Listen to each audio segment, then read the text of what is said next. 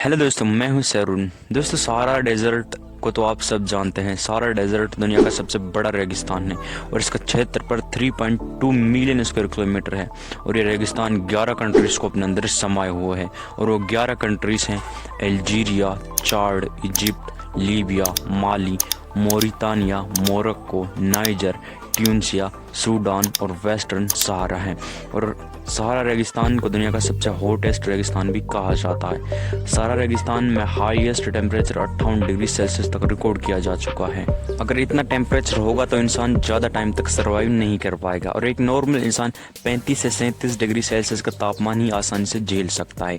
वहीं अगर temperature 58 degree Celsius होगा तो इंसान बहुत कम समय तक जिंदा रह पाएगा और कुछ ही समय बाद इंसान की वहीं पर मौत हो जाएगी। अब आप इमेजिन करिए कि अगर रेगिस्तान में तापमान 70 डिग्री सेल्सियस हो तो तब इंसान का क्या हाल होगा। अब आप में से कुछ लोग बोलेंगे कि इतना टेम्परेचर कैसे हो सकता है, how is this possible.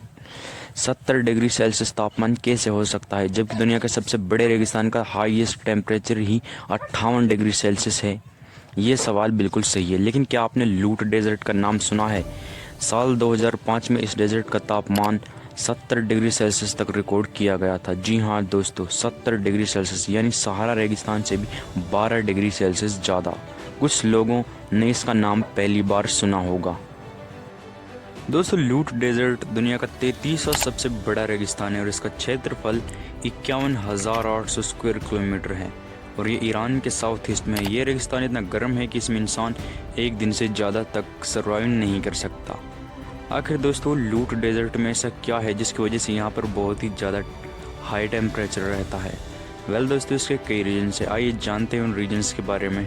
Reason number 1, mountains. दोस्तों, लूट डेजर्ट के चारों तरफ माउंटेन्स हैं, यानी कि लूट डेजर्ट माउंटेन्स के बीच में है और आसपास माउंटेन्स के होने की वजह से वहाँ पर बहुत ही ज़्यादा गर्मी पड़ती है। रीज़न नंबर 2, दोस्तों, लूट डेजर्ट के ज़्यादातर सरफेस पर डार्क रॉक्स, वोल्केनिक डेब्रिस और रेत ही रेत है।